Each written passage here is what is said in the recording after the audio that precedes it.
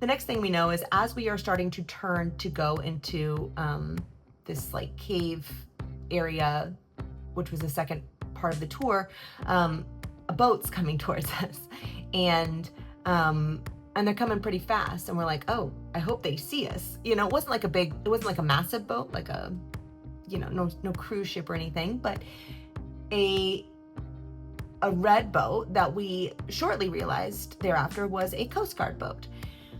They come right up to us and they're like, you guys okay? And we're like, yeah, we're fine. We just toppled over a little bit. We're just headed down to the cove.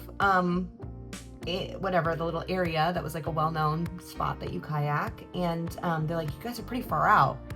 You're pretty far out here. And we're like, yeah, we were trying to be far out because this is how we see whales. The hope is to see whales. And they're like, we can't be this far out. And our guide's like, it's fine. And then the Coast Guard's like, no, there are gale force winds today. You're not supposed to be on the water. Like, who's in charge here? They're kind of getting like a little more serious. And the guy's like, what? Now, if you're unfamiliar, which I was before I moved to Southern California, although because of, you know, recent events, people have become aware of just how dangerous strong winds can be in the Southern California area. But gale force winds are really, really strong winds.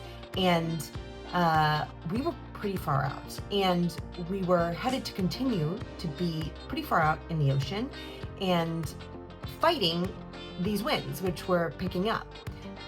It turns out the reason no one was in the ocean that day was because there was a gale force wind warning. We weren't supposed to be in the ocean. It was legitimately dangerous.